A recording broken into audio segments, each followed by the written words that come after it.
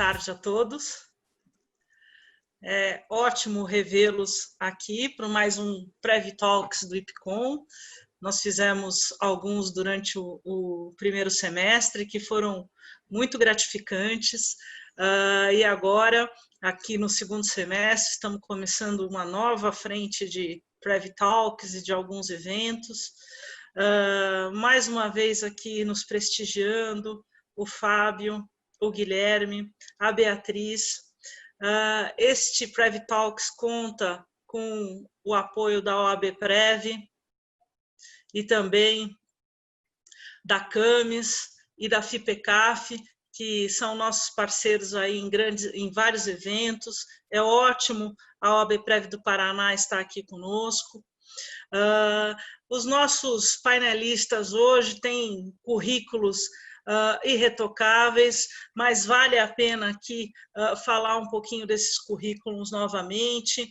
É o Fábio Henrique de Souza Coelho, ele é presidente da Associação de Investidores no Mercado de Capitais, mestre em Economia do Setor Público pela Universidade de Brasília, ele foi diretor superintendente substituto da Previc, né?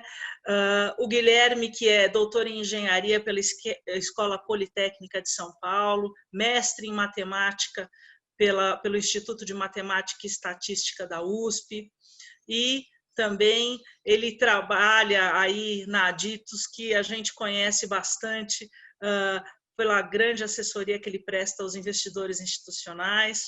Temos a Beatriz Mazulo Neves, que é a administradora de empresas pela Getúlio Vargas, MBA executivo em mercado de capitais, né?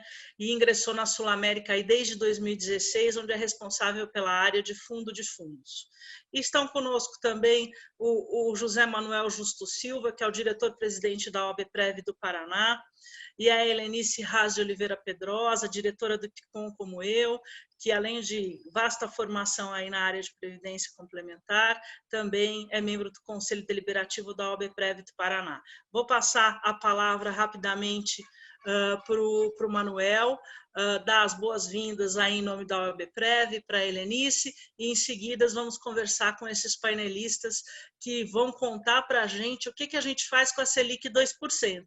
E vejam bem, eu já adianto que dessa vez são economistas, matemáticos, administradores de empresa conversando com advogado.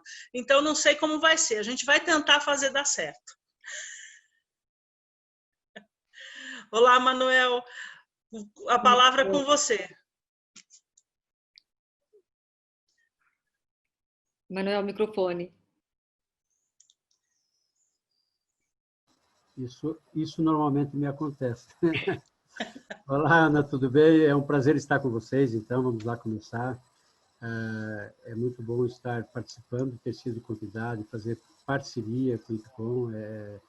É sempre grato essa parceria, principalmente porque hoje nós temos uma pessoa que faz parte aí do IPCOM e que é nossa diretora, que é a Helenice.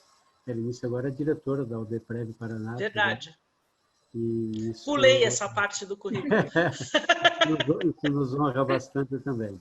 Então, é um prazer estar aqui com vocês, estamos à disposição. Essa parceria é importante para nós, pode ter certeza. E eu espero que os ouvintes hoje saiam satisfeitos, um pouco mais enriquecidos com essa temática toda, porque ela é desafiadora. Os nossos debatedores aí sabem disso. Às vezes é tiro no escuro, sabe? Numa situação como essa que nós enfrentamos esse ano, é uma situação atípica.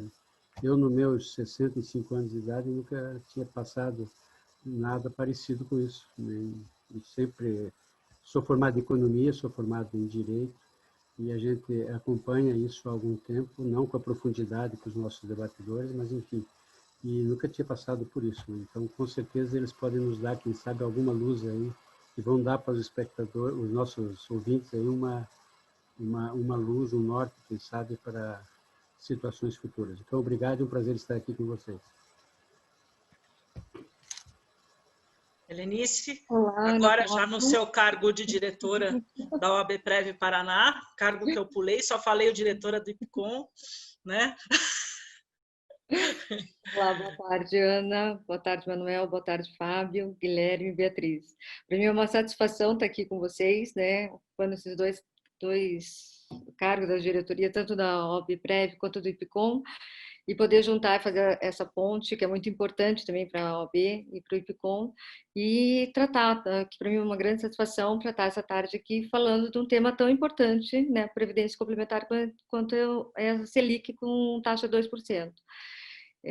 Agradeço os participantes, boas-vindas aos participantes em nome da OAB-Prev e do IPCOM e desejo um bom evento para todo mundo. Obrigada, Helenice. E o que eu quero conversar hoje aqui com os nossos painelistas, a gente tem que começar, talvez, conversando um pouco, né, sobre a Selic. Ela no nosso mundo, ela já existe há algum tempo, né? E a gente sempre vive com ela para cá, com ela para lá, porque a Selic fez isso, a Selic é culpada daquilo, a Selic é culpada daquilo outro. Né? E, na verdade, ela é um sistema especial de liquidação, né, que gera uma taxa, a taxa meta, a taxa overnight, enfim. Ela tem várias nuances, mas eu quero que cada um de vocês conte para a gente a importância da Selic, inclusive considerando a estabilidade econômica, né, financeira de um país diante do que a Selic tem, até num controle inflacionário, tudo isso. Contem para vocês, cada um de vocês aprendeu e vê a Selic. Vamos começar primeiro pelas damas, pela Beatriz. Tá certo, obrigada, Ana Paula.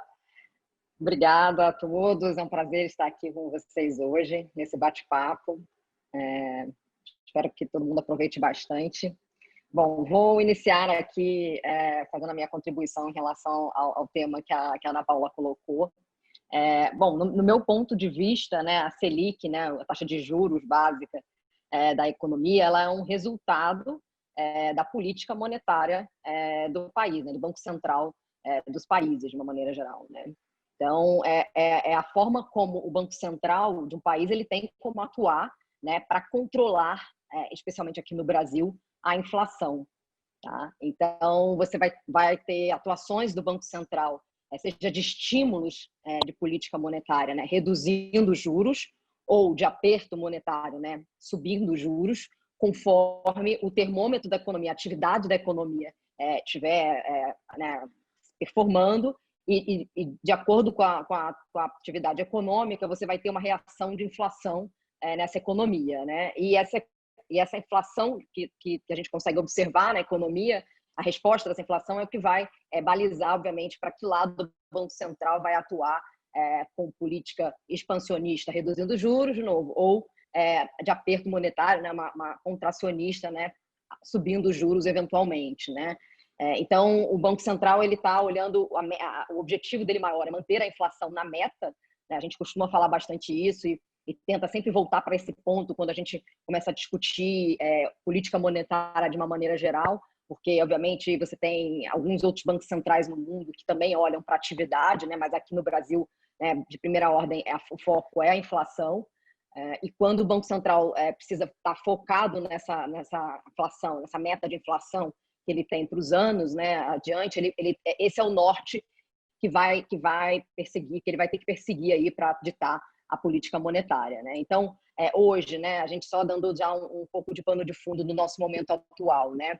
A gente já vinha com uma inflação bastante controlada desde o ano, enfim, dos últimos anos, né, com uma nova política econômica que conseguiu ter um pilar forte, que está muito focado, muito centrado no teto de gastos, né? Acho que é algo que a gente vai falar aqui ao longo da conversa, mas esse teto de gastos, que é uma coragem fiscal muito importante para o país, ele vem atuando de uma maneira a criar uma convergência importante, né, de ancoragem da inflação para médio e longo prazo, em relação às expectativas dos agentes em relação a essa inflação, e com esse horizonte de médio e longo prazo de inflação ancorada nas expectativas, né, dentro da meta e até abaixo da meta, o Banco Central conseguiu, ao longo dos últimos anos, aí, fazer reduções da taxa de juros. Né? E quando a gente se encontra nesse ano, né, com um evento que aconteceu em fevereiro, março, né, da pandemia, esse evento, né, da pandemia realmente teve um choque, né, importante, um efeito deflacionário em todas as economias no mundo no primeiro momento, né? E isso possibilitou, né, os bancos centrais do mundo todo, né, onde tinha espaço para fazer política monetária, né, ou seja, estímulos via redução de taxa de juros, os bancos centrais atuaram nesse sentido, com o objetivo de reanimar as economias no mundo todo, né, fazer com que as economias saíssem daquela situação tão fragilizada em que se encontraram ali na situação da crise, tá bom? Vou passar aqui para os colegas fazerem as suas contribuições também. Fábio, me diga, como foi assim, como você foi apresentado à Selic e qual é a importância dela hoje, o papel estratégico dela no controle aqui da inflação, da estabilidade econômica, como é que ela funciona no Brasil, o que ela representa e por que a gente fica tão preocupado com ela? Você acha que eu posso dormir ou não quando ela está a 2%? Boa pergunta, Ana. Se fosse você, não dormiria, viu? Mas eu acho que um ponto interessante aqui é de lembrar meus tempos de Banco Central. Para quem não sabe, eu fui analista econômico do departamento do Banco Central que acompanhava toda a discussão da Selic. Passei vários momentos produzindo relatório de inflação, né, que eu acho que dá um pouco do tom do que a gente vai falar aqui. Juros e inflação. E Selic, você pergunta, Fábio, qual que é a sua relação com a Selic? Como é que você vê a Selic, né? Eu acho que um ponto importante da gente olhar a Selic, separando aqui um pouco de chapéu de investidores institucionais e pessoa física, é entender que a Selic é a grande balizadora de todas as outras taxas que nós temos hoje no Brasil, inclusive com um referencial de risco, né, que eu sei que é muito a praia do meu amigo Benítez aqui, mas quando a gente fala hoje de taxa livre de risco, de alguma maneira você é remetido aqui à taxa básica da economia, a taxa Selic, né, que dá um pouco de referência. Agora, com o chapéu de institucional, de fundo de pensão, eu vou até ousar dizer que a taxa Selic não é muito utilizada, não é acompanhada, porque, enfim, não quero entrar na seara muito técnica aqui, mas a gente está olhando ao longo prazo. E a Selic é uma taxa de curtíssimo prazo, que dá um pouco da dinâmica do que está acontecendo com a economia hoje. E como a gente sabe, falar de fundo de pensão, a gente está mais interessado com o que vai acontecer lá na frente. Mas dito isso, concordando integralmente com a Beatriz, né, que mencionou aqui, puxa vida, né, o mundo está de ponta cabeça. E o Brasil está de ponta cabeça há mais tempo. Porque se a gente volta para o ano de 2015, eu sempre gosto de voltar nesse famoso ano de 2015, porque para a Previdência ele foi muito emblemático, um ano de carga pesada de déficits e etc. E a gente entrou numa recessão que foi levada ali para o ano de 2015, o ano de 2016, a gente ensaiou depois dos anos subsequentes, 17, 18, 19, uma retomada, sempre naquela expectativa, esse ano vai. E não foi. O PIB de 2017 foi ligeiramente acima de 1, assim como o de 2018, assim como o de 2019, que foi exatamente de 1%. E a gente entrou 2020 numa expectativa muito grande de que este ano de 2020 a gente tem uma série de reformas que vão ser colocadas, expectativas das privatizações, etc. Mercado de capitais super aquecido, inclusive eu vou voltar nesse assunto depois, mas o que efetivamente aconteceu, né? A Beatriz já cantou a pedra, a gente já vinha num processo de queda dos juros no Brasil, né?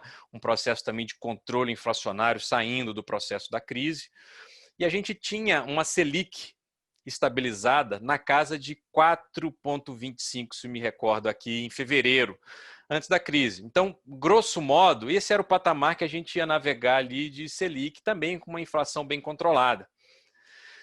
Tudo veio, enfim, nós tivemos, com o advento da pandemia, o mundo inteiro mudou, né? E fora do Brasil, a gente já tinha essa discussão, o pessoal deve ter ouvido falar, né, dos juros baixos, juros negativos em alguns países, etc.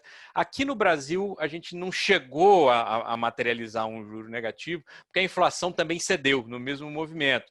Mas eu falei, não vou entrar muito no detalhe aqui, mas depois desse juro de Selic de 4,25, o Banco Central veio fazendo os cortes exatamente para tentar reanimar a economia. Quer dizer, puxa vida, a gente já estava num processo de economia, 3 anos com PIB em torno de 1%. 2020, a taxa já tinha caído. Agora, entrando numa recessão absurda como essa, né, então a gente tem que reduzir as taxas para o mínimo possível, e aí o mínimo possível tem a ver também com o juro que é praticado fora, para poder a economia alavancar, né? Quer dizer, puxa vida, se eu sou um empresário, melhor não colocar o dinheiro no banco, onde eu vou ter aqui um juro de curtíssimo prazo muito baixo, eu quero colocar em atividade econômica, né? Eu acho que esse é o pano de fundo. Eu gostaria muito de agradecer o convite aqui do IPCON, no Prev Talks aqui, agradecer também aqui, cumprimentar meus colegas de painel e fazer um grande disclaimer, né? Como é sempre importante a gente fazer em eventos como este, que todos os comentários, os números, vou falar aqui de taxas de fundos de pensão, todas as informações públicas, e que essas opiniões não refletem aqui aquelas das instituições onde eu trabalho e onde eu trabalhei, né?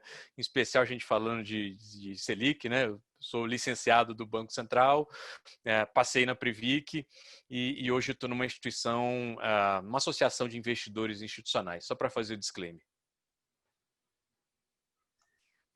Fábio, obrigada por contar que eu não devo dormir, então meu soninho da beleza vai ficar prejudicado, né? Então o próximo Prev Talks eu vou estar pior, né? Porque agora você tirou meu soninho da beleza. Mas vamos passar para o Guilherme, porque o Guilherme ele sempre olha o risco.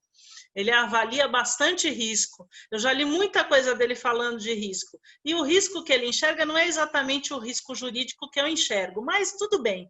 Vamos tentar ver o que o Guilherme vai passar para a gente da experiência dele com a Selic e o que muda, né, Guilherme, na visão do risco, né?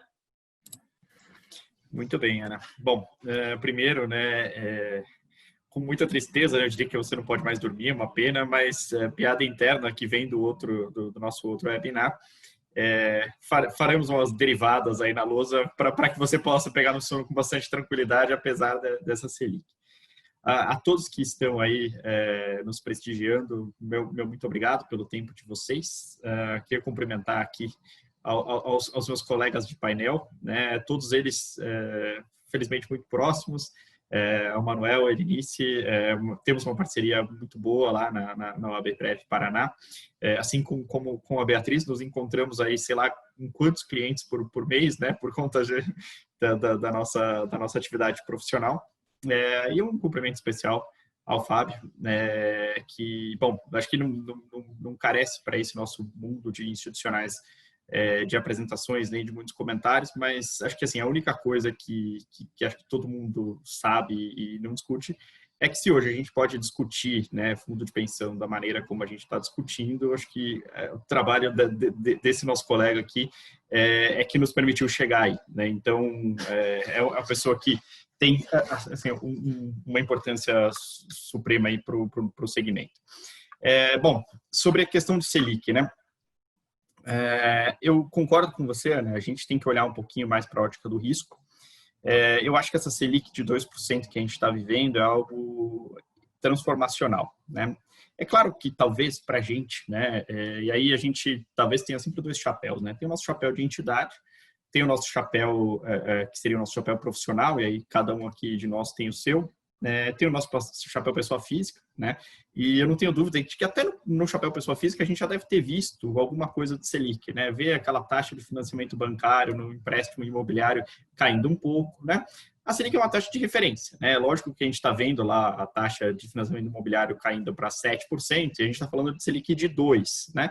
São taxas não exatamente comparáveis, mas de alguma maneira eu acho que a Selic é uma boa referência para o que deve acontecer com a economia, tá?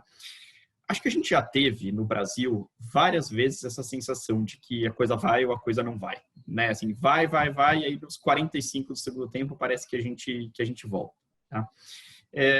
Talvez, né, a gente tenha mais uma oportunidade dessa vez ir de verdade, né? E no ir de verdade, eu acho que a gente tem essa comparação que o Fábio trouxe sobre juro de curto prazo e juro de longo prazo, ela é muito interessante, porque é o seguinte. Só para ilustrar para vocês, sem querer assim, ser muito chato na tecnicidade, mas antes da pandemia, se a gente olhasse as taxas de juros reais de longo prazo do Brasil, elas eram, inclusive, ligeiramente inferiores ao que elas estão hoje. Então, você vê como é uma situação interessante. O mercado olha para a taxa de juros e fala assim, agora a taxa de juros real do Brasil caiu muito. Muito bem, a vista está assim mesmo. Só que quando o mercado compara a expectativa que a gente tinha pré-pandemia e a expectativa que a gente tem agora, o mercado ainda tem um certo pé atrás, né? Esse certo pé atrás, ele está relacionado, sobretudo, à questão fiscal. A verdade é que, se a gente mantém essa Selic baixa por muito tempo, né, e as lições de casa que ainda precisam ser feitas são endereçadas, né, eu não tenho dúvida de que mesmo a taxa de mais longo prazo, ela venha a cair. Né? E aí que a referência dos fundos de pensão vai mudar de vez. Né? No meio do mês de março, a Selic já estava começando a ser discutida, que a Selic cairia. Entre março e abril, a gente conversou com uma série de entidades com as quais a gente trabalha, e a nossa sugestão naquele momento foi: vamos comprar título público de longo prazo, porque as taxas subiram muito. Então, o mercado tem um comportamento, o comportamento à vista e o comportamento que o mercado espera, às vezes ele é completamente diferente. Mas hoje, acho que o mercado está um pouco mais, digamos, conformado com essa possibilidade de a gente ter juro até de mais tempo mesmo, um juro baixo. Tá? E se isso acontecer, eu acho que aí aquele risco que você bem mencionou, né, acho que o risco que a gente tem aí é de começar a ficar difícil obter a rentabilidade que a gente precisa obter com os instrumentos que a gente costumava utilizar. Né? Então, acho que nós, brasileiros, de uma maneira geral, sempre fomos muito conservadores, né? Isso se reflete até hoje na carteira das entidades, né? É uma carteira que majoritariamente é renda fixa, né? É uma carteira, às vezes, com um percentual de renda variável muito baixo.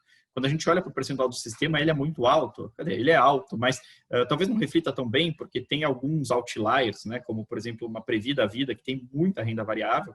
A verdade é que, se a gente for olhar assim, o fundo de pensão típico, a gente deve estar aí na casa de 10% de renda variável, talvez, né? Que é um número relativamente baixo.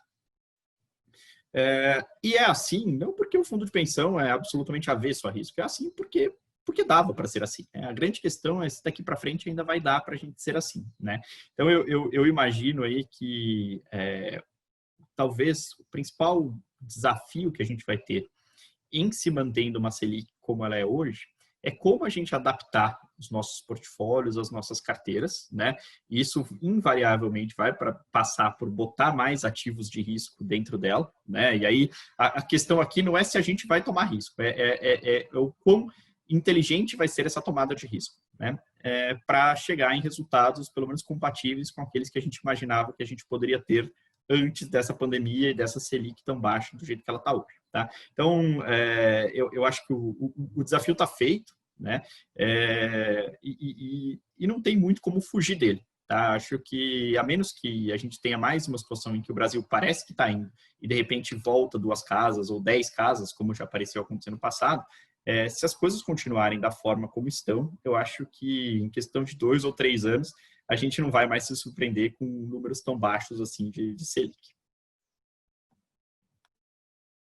Minha pergunta para vocês então, modificou o risco, né? Todos vocês expuseram isso de uma maneira ou de outra. A gente vai ter que trilhar novos caminhos, mesmo porque a Selic, dependendo do tipo de investimento, ela tem uma determinada inflexão, ela tem um determinado reflexo. Se você pegar a Bolsa de Valores, talvez ela não seja tão suscetível à Selic, eu nem sei se ela é suscetível à Selic. Né? Então, em cada nicho de investimento tem a sua relação com a Selic. Mas, de outra parte, a Selic baixa, a taxa de juros baixa, ela é uma oportunidade ou não? Beatriz, você quer falar? Vamos lá. Sim, é uma oportunidade. Na verdade, acho que só para concluir o nosso bate-bola aqui anterior, eu acho que a questão da Selic de uma maneira geral para os investidores, é o custo de oportunidade, né? Então, quando você tem um custo de oportunidade muito baixo, né? Como agora, como nesse momento, né? Ainda que num horizonte que vai mais ou menos, quando você olha a curva futura de juros, mais ou menos até 2021, já começa a ter algumas altas mais expressivas, mais precificadas, mas como a taxa de juros hoje ela é muito baixa, né, para os rendimentos pós-fixados, né, o custo de oportunidade do investimento livre de risco, ele é realmente muito baixo e propicia o investidor a dar um passo à frente na tomada de risco, né, e investimentos que vão buscar um objetivo de retorno mais alto. Claro que esse objetivo de retorno mais alto está sempre atrelado a um risco mais alto também. Tá? Então, sim, é uma oportunidade, tá? Mas antes de olhar qual é a oportunidade, eu sempre gosto de frisar que é importante qualquer investidor olhar primeiro qual que é o seu perfil de risco, né? Qual que é a sua capacidade de tomar risco, e aí a capacidade ela está muito atrelada, primeiro, a questão de quanto tem de recursos, né, se em relação a uma entidade, né, fechada de previdência, em relação né, ao passivo, ativos e passivos, né, quanto que sobra dessa relação, em relação a uma pessoa física, os rendimentos, né, o quanto que realmente ela tem para investir, e também o horizonte de investimento, né, o horizonte de investimento ele tem que estar alinhado, né, para um prazo mais longo quando você vai falar de ativos de maior risco, tá? E a outra questão, outro pilar que eu falo, além da capacidade, né, de tomar risco, é a disposição para tomar risco.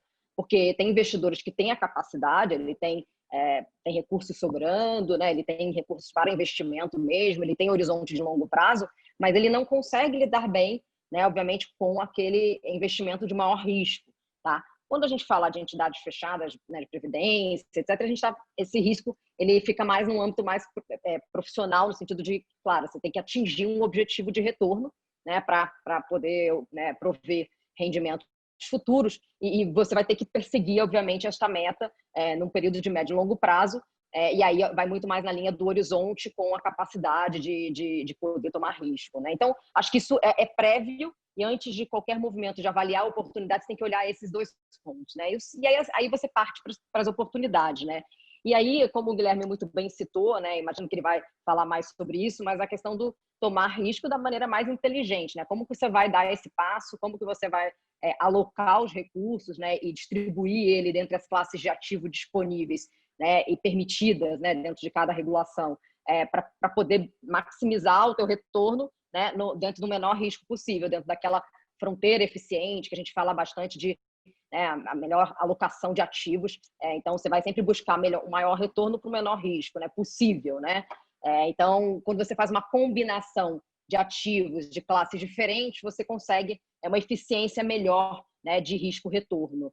Tá? Então, isso é muito interessante. Eu acho que as oportunidades elas vão aparecer e vão surgir. Os investidores, de uma maneira geral, eles vão buscar, vão ser, de uma certa forma, empurrados para isso, porque ninguém vai ficar satisfeito observando o seu rendimento muito baixo, 0,2 ao mês, né? Então, uma Selic de 2 ao ano é algo realmente que o investidor local ele não está acostumado. Como foi citado já aqui no passado, os investidores, de uma maneira geral, não tomavam risco, porque não realmente o custo de oportunidade ele era muito alto, né? Chegamos a ter Selic de 14,25, enfim, e um juro real bastante elevado, então você tinha pouca propensão, né, motivação para tomar risco, e hoje é bem diferente. Então, acho que o contexto ele vai realmente empurrar os investidores para a sofisticação, para buscar ativos com uma relação risco-retorno adequada, mas porém mais elevada, e também acho que a busca da diversificação geográfica ela começa a ficar cada vez, já é um tema que a gente discute há bastante tempo com os fundos de pensão, com os clientes, investidores, pessoa física, de uma maneira geral, mas realmente cada vez mais agora a diversificação geográfica vai fazer sentido nesse conjunto de alocações que a gente quer ter mais diversificadas, né? Então, acho que esse é o contexto. Eu vou passar para o Guilherme e para o Fábio fazerem as considerações e complementarem aqui essa introdução que eu dei. Legal, Beatriz. Eu vou enveredar para a praia do risco também, que é um assunto que eu gosto muito, para puxar alguns aspectos interessantes dessa tomada de risco aqui que você mencionou, Ana e Beatriz. Né? Quando a gente estava discutindo fundo de pensão há alguns anos atrás, né, a gente chamava a atenção para a necessidade da governança da fundação, dos conselheiros, dos administradores, né, deles estarem olhando um pouco para esse mix aqui de como é que estão os benefícios, como é que está o perfil de risco, como é que está o valor da contribuição, porque é assim que a gente consegue calibrar um pouco a nossa meta de longo prazo lá na frente. Quer dizer, se descamba mais de um lado, eu aumento a contribuição, eventualmente posso diminuir, enfim, a gente navega assim no ambiente de fundo de pensão. Só para dar alguns números interessantes do que a gente está falando aqui.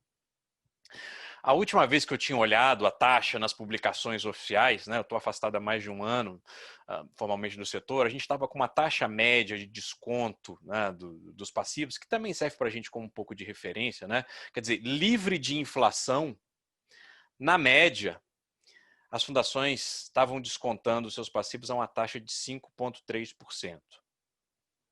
Eu fui olhar o número mais recentemente para me preparar aqui para o bate-papo, eu vi já um número de 4,7 com uma previsão de que nos próximos anos a gente comece a entrar ali no 4,3, caminhando para um 4%. E aí o que é interessante, a gente olhar isso em perspectiva internacional. Eu citei aqui na primeira fala, né? O Brasil está caminhando para um mundo de juro descontado da inflação, que é outro aspecto aqui que interessa para a gente, é o juro real, como mencionou a Beatriz, né? Muito pertinho de zero. Falando da Selic de novo, curtíssimo prazo, né?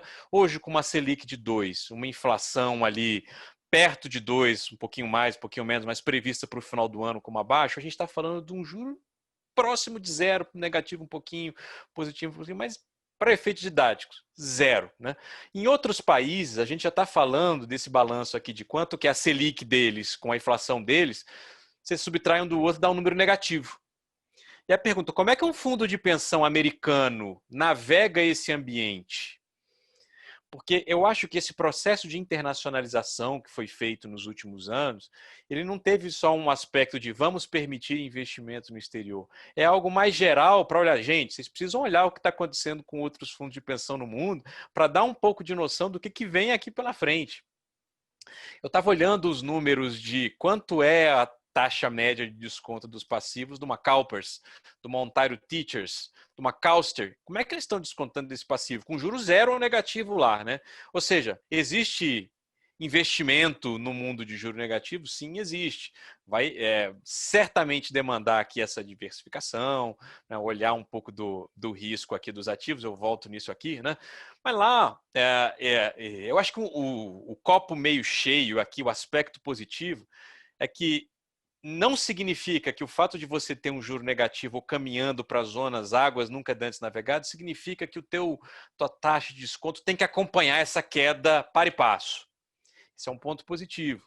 Porque, surpreendentemente, as taxas de desconto lá fora, né, o que era de se esperar, estão na casa de um juro de 3,5%, 4%, às vezes um pouquinho menos, 3%, um pouquinho abaixo de 3%, mas estão entre 3% e 4%, vou colocar assim. O que significa dizer? Né? Que eles não vão investir na Selic nem de lá e nem de cá. Né? Vamos ter que buscar outras formas alternativas de fazer isso.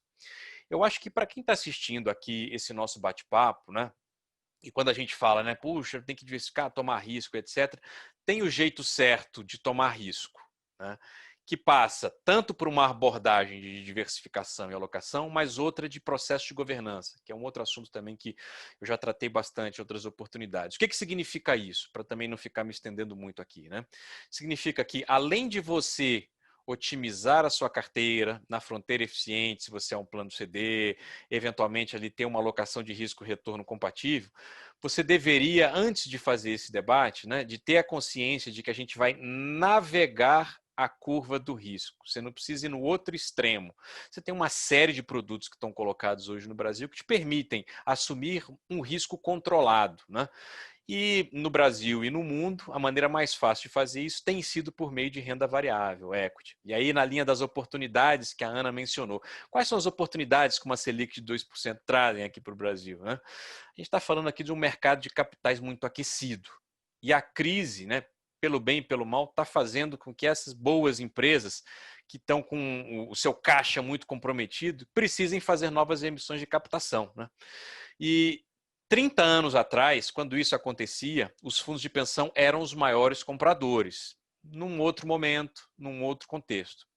Agora, a oportunidade está colocada novamente. A gente citou aqui o maior fundo de pensão brasileiro, que até pouquíssimo tempo fazia um inverso, né? Um 60-40. Tinha 60% de renda variável com 40% de outras coisas. É exceção, muito alinhado com fundos de pensão fora do Brasil.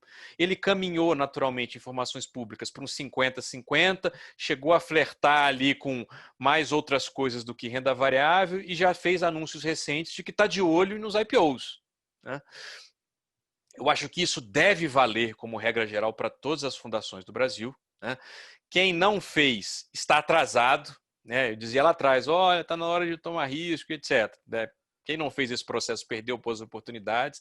Mas a crise, eu acho que deu uma segunda vida para os gestores de renda variável, porque você tem agora empresas, né, como a Havan anunciando que vai fazer IPO, você tem a Pets anunciando que vai fazer IPO, você tem a Tokstok, você tem a Calunga, quer dizer, uma série de outras empresas conhecidas aqui no Brasil que você tem que ir lá fazer valuation e ver se vale a pena. Então, para encerrar aqui esse bloco, né, muitas oportunidades foram trazidas com a crise e com uma Selic de 2%. Eu acho que resta que os fundos de pensão terem uma preparação e organização interna, conselhos preparados. Quer dizer, está na pauta da reunião do conselho, da diretoria, discutir como é que eles vão navegar esse mundo novo, né? Porque se num ambiente sem pandemia a gente tinha uma Selic de 4% e com esse juro real ali de 4,5% e etc., agora, né, com Selic de 2, né, e juro real abaixo de 4 lá na frente, né, assim, se você não está fazendo nenhum dessa composição de mudança de mix e discutindo a tomada de risco, tem que fechar as portas. E a responsabilidade que essa tomada de risco traz, né, Fábio? Né, para as pessoas que vão decidir como elas têm que estar embasadas nessa tomada de risco. Essa superação da timidez, né, Guilherme? Porque, na verdade, eu sempre tive, para mim, aqui no meu parco conhecimento aí, né, de tudo isso, porque eu navego na governança, mas não navego ali nos investimentos, mas que nós sempre fomos muito tímidos em questão de investimentos, né? Eu aprendi num livro de 3 estudiosos, 3 cientistas franceses, que eles narram a vida do Matusalém, né? E como Matusalém faria para ter aposentadoria, né? Já que ele viveu 600 anos. E daí eles falam, bom, o Matusalém tentou de tudo, desde dinheiro embaixo do colchão até, né, comprar uma casinha e alugar, depois ele investiu na poupança, mas ele chega à conclusão que está na Constituição, que é a diversidade da base de financiamento, que serve para a Seguridade Social e serve aplicada a qualquer lugar onde se tome risco e se queira maior rentabilidade com menor risco, que é o que a Beatriz falou, né, é hercúleo, né? Eu sempre disse que quem consegue a maior rentabilidade com menor risco é meu herói, né? Então, Guilherme, a gente vai superar a timidez? O Fábio acha que a gente vai superar a timidez, que dessa vez a gente vai navegar na onda do risco. E vai mesmo, Guilherme?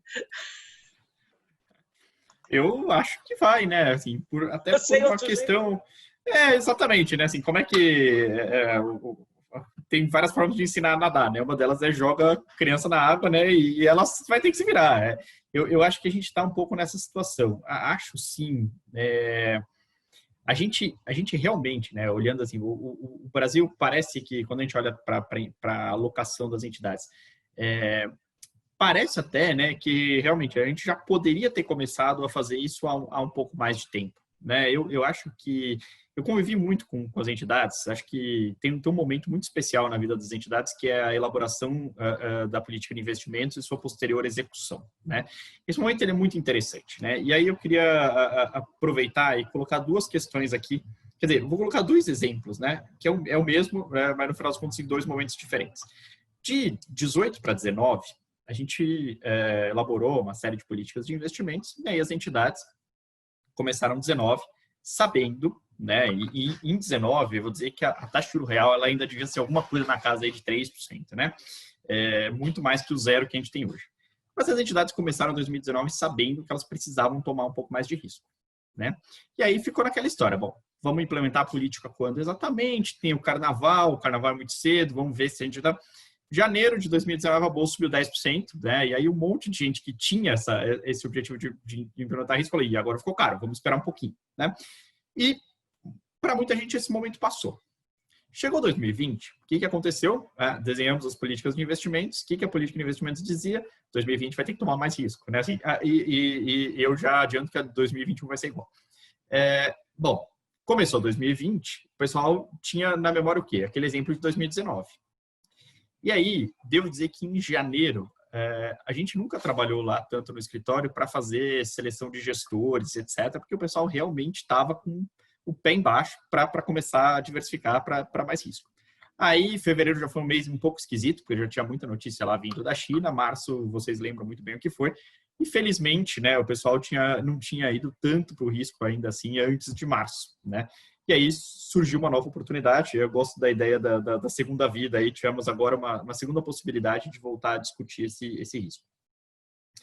Agora, o risco normalmente está associado à incerteza, né? Acho que esse é talvez a melhor, o que mais aproxima a definição do risco, né? A grande questão aqui é que a gente tem poucas certezas no mercado financeiro. E a certeza que a gente tem hoje é que, mantendo a alocação de uma maneira um pouco mais conservadora, a gente não vai chegar onde a gente precisa. Tá? Então, a questão de você realmente tomar um pouco mais de risco, ela passa a ser uma questão quase que mandatória. Tá? Agora, a questão do como, eu acho ela muito relevante. Existe um aspecto de governança aí, né, quando esse aspecto o Fábio colocou muito bem, quando você diz que você sempre andou muito nesse mundo de governança, né, e não estava aqui muito perto do nosso, eu também sempre falo assim, olha, eu sempre estou muito no mundo do financeiro, nunca estou muito perto do mundo da governança, mas existe uma linha na qual esses dois pontos se encontram, né? E a entidade ela é responsável por tocar isso, né? Ou seja, você tem um embasamento financeiro, mas você também precisa do embasamento inteiro qualitativo, digamos, para aquela sua decisão. Então, eu acho que hoje, da maneira como a gente está vendo o mercado, as entidades vão sim caminhar para uma situação em que uma maior complexidade da carteira, ela passa a ser natural, tá? E aí eu acredito muito que a gente enxerga como resposta do mercado financeiro a produção de mais instrumentos também, né? E é por isso que, por exemplo, a nossa legislação, que ela vem evoluindo, mas é por isso que ela nunca vai poder parar de evoluir. Porque o próprio mercado financeiro, ele começa a responder com oferta algumas demandas que antes não existiam, né? Então, fazendo uma comparação bastante boba aqui, o nosso principal índice de bolsa é o Ibovespa, né? O Ibovespa tem 50 e poucas ações dentro dele, tá? Quando a gente olha para a bolsa brasileira inteira, ações com liquidez, a gente vai encontrar aí alguma coisa como 100, 120 papéis, tá? Olha para os Estados Unidos, né? O que é o principal índice de bolsa deles? É o S&P 500, né? Por que o S&P 500 chama S&P 500? Porque tem 500 papéis dentro dele, né? Ou seja, no índice de bolsa americano tem 5 vezes mais papel do que na bolsa brasileira como um todo, né? Por que tem essa série de IPOs que o Fábio mencionou? Bom, porque agora tem oportunidade, porque tem comprador para vir para esses IPOs, né? Então, eu acho que a gente tem uma... Por isso que quando eu disse no início que a Selic a 2% é transformacional, e de fato essa é a minha opinião, eu acho que a gente tem um ciclo que ele fica sendo muito virtuoso, porque os grandes investidores exigem outros produtos, porque eles precisam alocar em outros produtos, o mercado financeiro passa a produzir esse tipo de resposta, né? E a coisa se alimenta muito bem, tá? A única coisa que eu acho que a gente tem que sempre tomar um certo cuidado é não fazer a tomada de risco pela simples tomada de risco, né? A gente vê isso muitas vezes no mundo mais pessoa física, né? Que o cara, assim, agora eu vou decidir comprar... Todo mundo que trabalha no mercado financeiro, e acho que a Beatriz aqui pode me fazer um backup meu muito bom dessa discussão, né? Você fala que trabalha no mercado financeiro, alguém vem te perguntar sobre algum papel, né? Tipicamente é Magazine Luiza e etc. E aí, quando eu falo que eu não tenho a menor ideia, e que é verdade, né? Assim, a pessoa já fica, o que esse cara está fazendo no mercado financeiro? Né? Mas eu tenho só um certo receio nessa história de a gente, bom, vamos aumentar a parcela de risco no portfólio? Vamos, e isso eu tenho certeza. A única coisa que eu não quero, né, é que a gente passe, de algum determinado momento, né, que um fundo de pensão passe de um grande alocador a um grande torcedor. Né? Então, a questão é a seguinte, não adianta também a gente tomar risco só por tomar risco. Em algum momento, a gente tem uma quantidade de risco tão grande no nosso portfólio que a única coisa que a gente tem para fazer é torcer para que as coisas caminhem na direção daquilo que a gente comprou. Né? Então, eu acho que a tomada de risco conscienciosa, você fazendo estudo, vendo exatamente quanto risco você precisa tomar e como que você vai chegar lá, acho que esse é um passo que precisa ser feito. Tá? Então, assim, hoje eu não tenho mais dúvida, né, respondendo especificamente a sua pergunta, eu não tenho mais dúvida se a gente vai perder a timidez. Eu acho que a timidez, a gente vai precisar perder a timidez. Né? Meio que o Fábio falou. Bom, se você decidiu não perder a timidez, então é melhor você fazer outra coisa, porque não tem mais como você viver nesse ambiente continuando muito tímido. Né? Agora, a questão também é assim, bom, vou perder a timidez, mas também agora não vou, né, virar uma estrela de cinema do dia para a noite. Acho que tem um caminho, né, para a gente conseguir chegar lá com segurança, né, e fazer um papel bonito, né, fazer um papel que não nos deixe marcado aí por uma atuação muito ruim, né, nessa perda de timidez, usando essa analogia. O Manuel, ele quer colocar um posicionamento. Esse negócio de surf no risco, ele não está gostando. Ele diz que ele não faz surf, só ciclismo.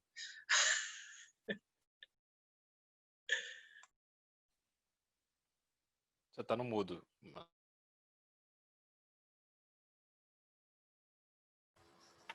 Pegando mais ou menos aí tudo que foi falado até agora, nós, graças a Deus, no ABPREV, temos tido excelente assessoramento tanto por parte da Sul América como da Arcos. Isso nos ajuda bastante. Mas vocês fiquem pensando mais ou menos nessa mudada, nessa guinada de pensamento, o que é para um dirigente do fundo de pensão começar a arriscar? Sendo que o seu participante é extremamente conservador. E você deve satisfação a ele, né? E satisfação grande. Então, você sair de um perfil relativamente conservador, como é a grande maioria, como o Fábio já colocou, para você passar a ser, arriscar, para você passar a participar de risco, com certeza, não é um papel nada fácil. Para nós que assumimos o risco. Eu sempre digo que lá no ABPREV, e nas ABPREVs, de um modo geral, o que nos compensa assumir esses riscos é que nós temos um salário muito elevado, ou seja, zero, não ganhamos nada com isso, mas temos que arriscar, porque senão nós não vamos atingir nossas metas e nós não vamos dar rendimento e vamos deixar de ter um produto atrativo para os nossos participantes, no caso, os advogados.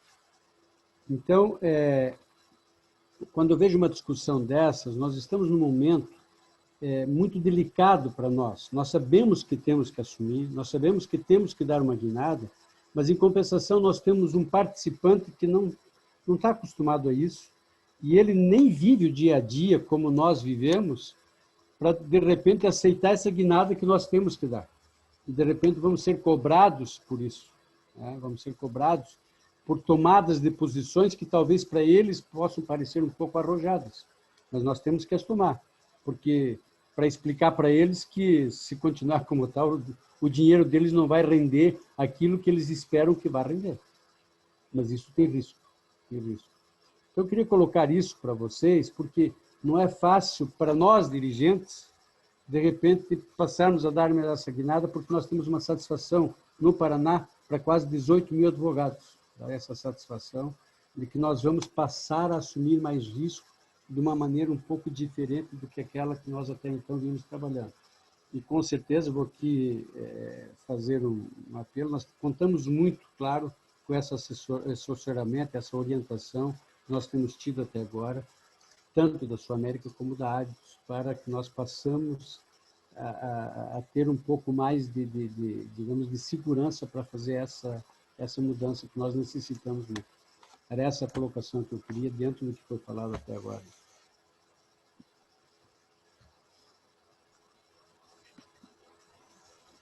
Eu vou voltar um pouquinho para vocês, com isso que o Manuel colocou,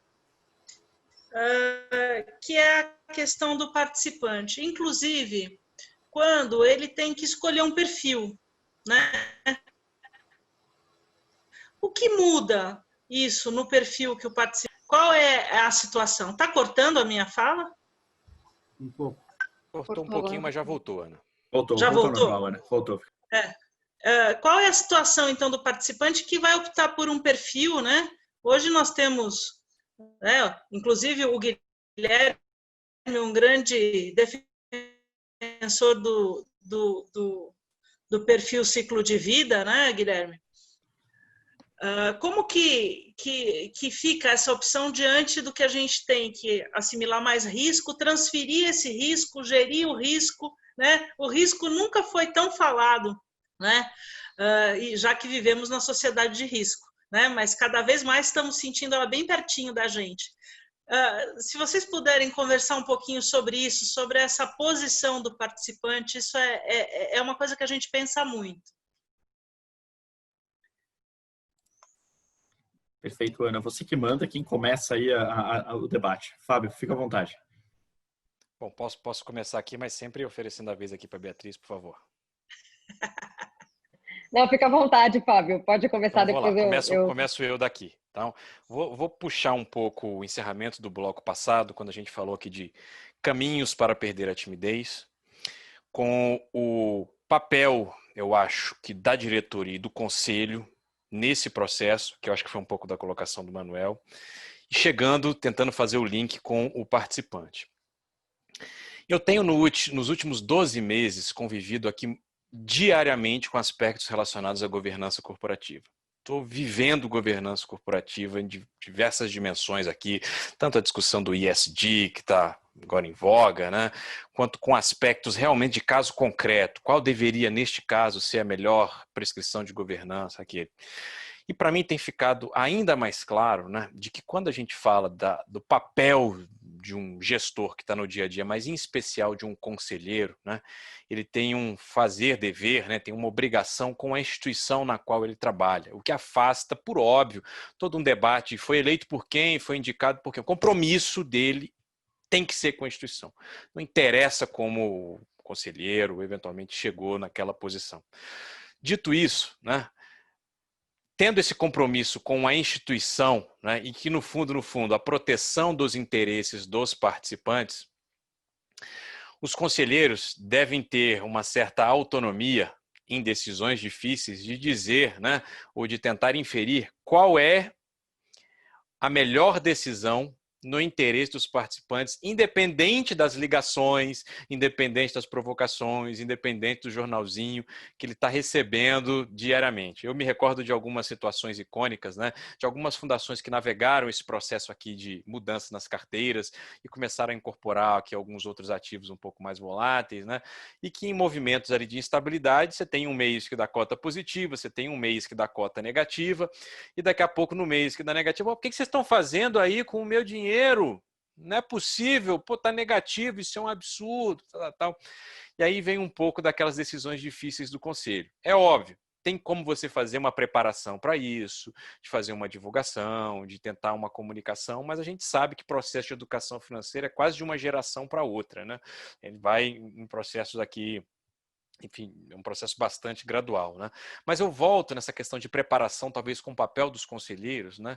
Que é um processo de treinamento de equipes internas. Quer dizer, pô, você passou 30 anos investindo em título público de 30 anos, né?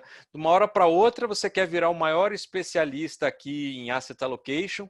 Em algumas situações, leu em algum lugar que está fazendo stock picking ali, tentando ver qual que é o acertar, adivinhar. Gente, isso não existe, né? Então, é de reconhecer que precisa de uma assessoria, que precisa de apoio para estruturar esse processo decisório dentro da fundação, né? E de que você tem uma preparação também dos conselheiros. Quer dizer, você não vai imaginar que um conselheiro que viveu 30 anos, e eu estou usando a expressão do conselheiro, mas vale para qualquer outro profissional brasileiro nessa figura.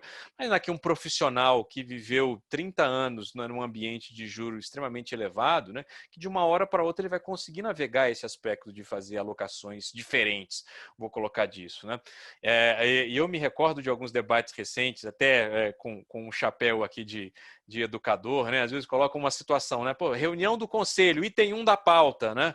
O pessoal discutindo a redução da meta atuarial, né? Abro a votação aqui dos conselheiros, né? Vamos reduzir de 5,5 para 5, né? O pessoal, sim, aprovado, né? Aí o outro assim, item 2 da pauta, como a gente vai equacionar o déficit gerado pelo item 1 da pauta? Aí, assim, inversão de pauta, né? Aí começa, né? Tudo bem, aí daqui a pouco chama o pessoal de investimento, né? Aprovação do conselho. Queremos agora sugerir agora a volatilidade para ela aumentar de 10% para 15% aqui na carteira, né? Aí o pessoal disse assim, aprovado, né? Próximo item da pauta, vamos discutir FIP, vamos discutir derivativo, vamos... Ou seja, é difícil navegar um ambiente de uma reunião dessa se você já não tem uma preparação, uma discussão prévia. Tá? Para encerrar aqui, né? Do ponto de vista de organização interna, de aprendizado, de processos, né? Qual deveria ser o primeiro passo, na minha opinião? Guilherme cantou a pedra aqui, a construção da política de investimento. A política de investimento não é construída numa reunião, né? Em algumas fundações onde eu tive oportunidade de participar de debates, ela começa em julho para valer em janeiro. Então, você passa o segundo semestre todinho discutindo cenário, discutindo treinamento, o que vai ser necessário, o que fundações estão fazendo ao redor do mundo, no Brasil, e etc, etc, etc. Então, você tem condição de se preparar para todo um ambiente de comunicar a política, de, olha, para o ano que vem, nós estamos aprovando aqui que a gente vai reduzir o apetite nessa classe ativa, vai aumentar nessa, vamos ter oportunidade agora. E quando você aprova a política, você não diz assim, aprovei aumentar a exposição no ativo tal. No outro dia você está comprando. Você aprova um intervalo e fica dizendo assim, olha, na faixa de tanto a tanto, nós estamos entendendo que é saudável para a nossa fundação. E se o cenário mudar, como aconteceu na pandemia, eu escrevi logo em março, né, um artigo dizendo isso, se o cenário mudar absurdamente, volta lá e aprova outra política. Você não está amarrado, preso, engraçado. Enfim, eu acho que essas são as considerações importantes aqui, mas eu vou passar a vez para não monopolizar a fala. Às vezes eu me empolgo aqui com esse assunto, que é realmente eletrizante. Foi ótimo, Fábio. Eu queria só complementar em cima do que você colocou super bem, trazendo um pouco de uma coisa que eu gosto de conversar bastante com os clientes e colocar sempre, é sobre a perspectiva de risco, e aí depois já passo a bola pro Guilherme, especialista do assunto, mas a perspectiva de risco sob a ótica do horizonte de investimento, né? Quando a gente fala de curto prazo, e eu olho para uma alocação de um fundo de pensão, para mim, no curto prazo, obviamente, o risco é a volatilidade, né? É a volatilidade, é a oscilação de preços dos ativos, claramente dos ativos de mais risco, né? Dentro daquela ótica da alocação, né? Então, a percepção do participante, né? Sobre aquela oscilação de preços, né? A volatilidade dos mercados, dos ativos e o que aquilo se reflete no resultado do fundo, enfim, do investimento dele no final do mês, né? Mas quando você olha sob a ótica de um investimento de longo prazo, né, um horizonte de longo prazo, eu enxergo o risco como você não atingir a meta, né, não atingir o objetivo de retorno, né? Então, você tem que balancear, né, essas duas questões que são contraditórias, né? Volatilidade com o atingimento, obviamente, de objetivo de retorno de longo prazo, né? E aí, claramente, a gente está hoje num ponto em que você vai ter que discutir, avaliar, eventualmente trazer novas classes de ativo, de fato, né, para as alocações, né, como renda variável, como o Fábio citou, já é um ativo mais comum, ainda que estava num percentual muito baixo, né, nos últimos anos, vem crescendo, né, mas tem bastante espaço agora para aumentar, mas também classes de ativos alternativos, né, investimentos alternativos, como os FIPs, né, private equity, né, enfim, crédito, né, do ponto de vista de um produto mais estruturado também, fundo imobiliário, enfim. Então, diversas outras classes de ativo que a gente vai ter que trazer para esse horizonte, que essas classes não necessariamente elas vão trazer uma diversificação e reduzir o risco no curto prazo, né, ou seja, elas vão acabar, obviamente, gerando possivelmente alguma volatilidade adicional, mas no longo prazo elas vão ajudar, obviamente, a entidade a buscar os objetivos, né, de longo prazo, de retorno, né, de metas atuariais, enfim. Então, tentar balancear um pouco esses dois pontos, tá? Acho que é interessante olhar sobre essa perspectiva também, tá? Guilherme, você quer acrescentar? Rapidamente, tive um micro problema técnico aqui, eu perdi um pedaço da fala da Beatriz, mas acho que quase que deu para voltar a tempo. Bom, eu acho que talvez o que eu colocaria aí, e um pouco inspirado pelo que o problema que o Manuel levantou, que realmente é muito sério, tá? A gente vê isso no dia a dia das entidades. O participante ele aceita risco, né? Quando o risco leva o investimento para cima, né? Mas tem muita dificuldade de aceitar risco quando o risco leva o investimento para baixo. Tem dois pontos que eu acho que a gente precisa, de alguma forma, tentar combinar com o participante. Eu acho que a gente já vem, né, assim, acho que o mercado já vem trabalhando nisso há bastante tempo, que é essa questão de tentar construir perfis, né? E eu acho que um outro ponto que vai ser muito importante é talvez a gente deixar de ser tão curto prazista, né? Acho que a gente monta aqui, a gente faz a política, monta uma estratégia para 5 anos, e aí o participante está cobrando a gente no mês a mês, né? Às vezes dá certo, às vezes não dá, né? Então, acho que a questão de pensar um pouco aí nesses perfis, eu acho que pode ser conveniente, né? Um outro ponto que eu sempre acho que pode ser interessante também é a gente tentar, de alguma maneira, desassociar para o participante a questão da rentabilidade mensal ao benefício que ele vai receber. Né? Quando ele pensa em previdência, ele está pensando em alguma coisa aí para 20 anos que seja. Né? E no fim do dia, às vezes aquele menos meio mensal, né, lá na frente, ele tem impacto nenhum. Né? De fato, o impacto é nenhum de verdade, porque ele está ainda sobre uma reserva que vai ser constituída. Né? Então, eu já fiz esse teste em talvez algumas entidades e gostaria até de propor isso como uma das alternativas, não é a única, mas é uma alternativa, é procurar mostrar para o participante a rentabilidade dele, sim, né? Mas também, né, o que essa rentabilidade significa para aquele objetivo que ele definiu lá na frente. Né? A gente de conseguir relacionar uma coisa com a outra. Né? Falar assim, olha, com tudo isso que você montou, o seu salário, o seu benefício lá na frente deveria ser R$1.000. Né? Depois desse menos meio desse mês, né, o seu benefício lá na frente deveria ser 999,86 centavos. Né? Ou seja, para mostrar o quanto esse curto prazo impacta pouco no longo prazo. Tá? Eu acredito sim que os participantes, à medida que o investimento fique mais sofisticado, eu acho que segregar os participantes em massas mais parecidas pode vir a facilitar a vida. Tá? Não é, assim, eu gosto da ideia de perfis. Se hoje eu tivesse que apostar, eu apostaria que o nosso segmento cresce com planos CDs, com perfis. Eu acho que esse é talvez o futuro do segmento. Tá?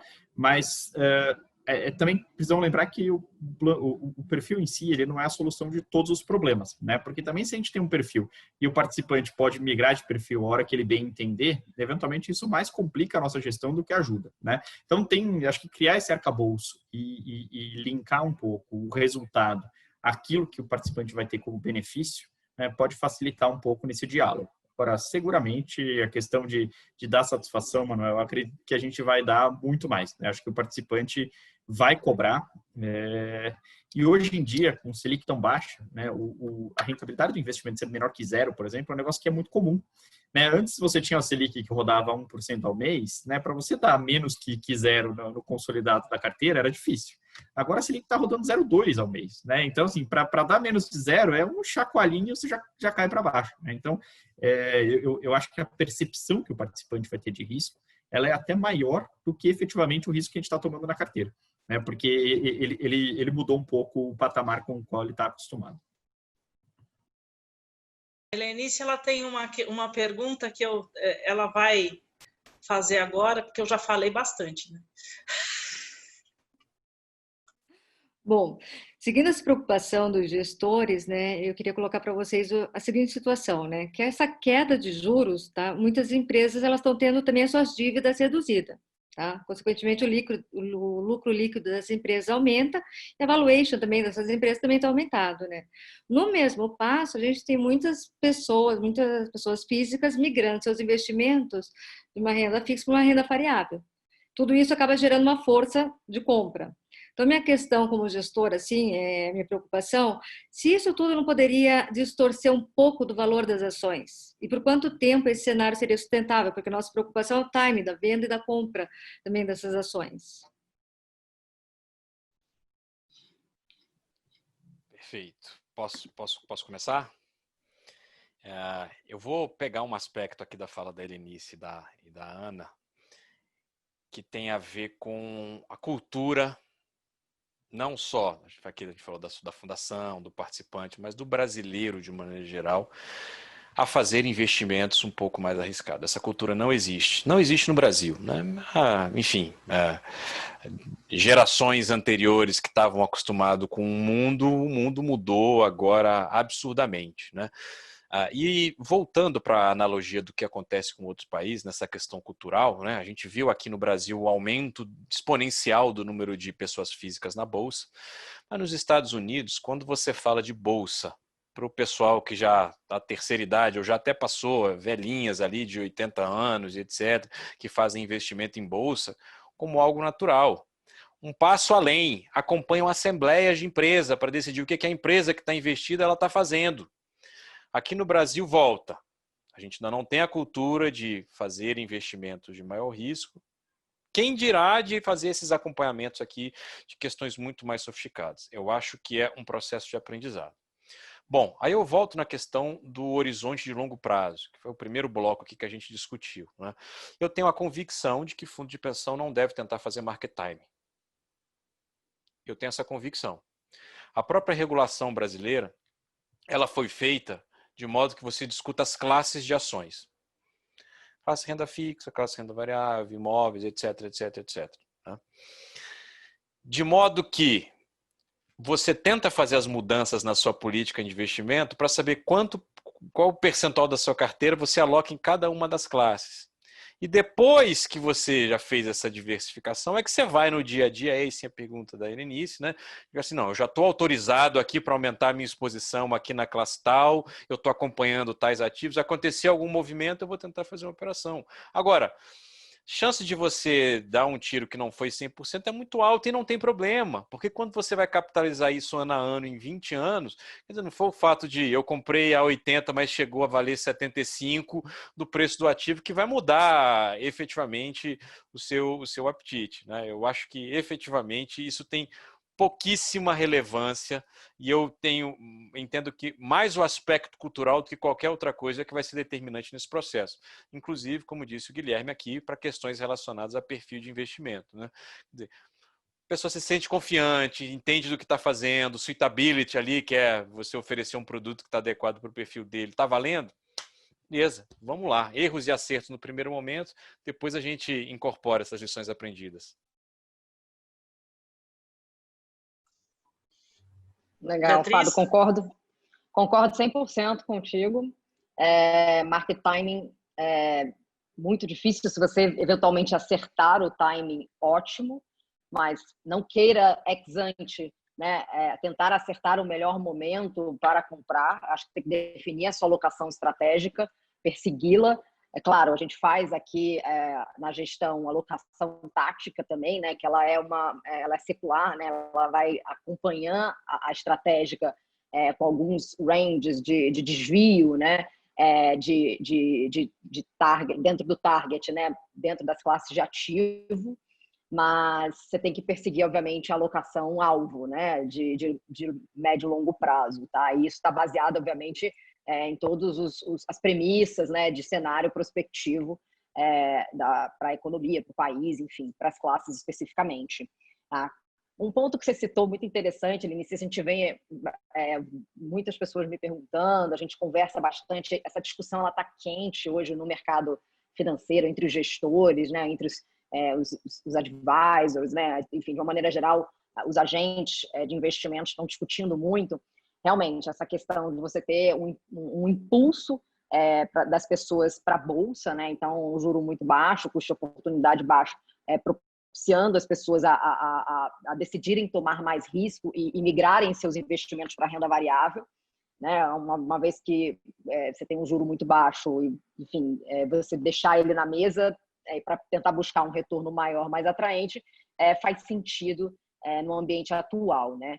E claro que isso tem que vir acompanhado com o mínimo de alguma consciência de que também não quer dizer que se você decidir entrar na bolsa, aquele investimento vai ser bem sucedido nos seus primeiros momentos, nos primeiros meses, né? Que é a história, voltando ao início aqui da conversa que o Fábio colocou, que é o market time, né? Você pode escolher, né, decidir entrar no momento que talvez o mercado já não esteja tinha tido uma tendência de alta já maior, aquilo te impulsionou aí também para esse mercado, e aí o mercado ele tem uma saturação, né, de preços e acaba ficando um pouco mais, vamos dizer assim, congestionado por um motivo ou outro.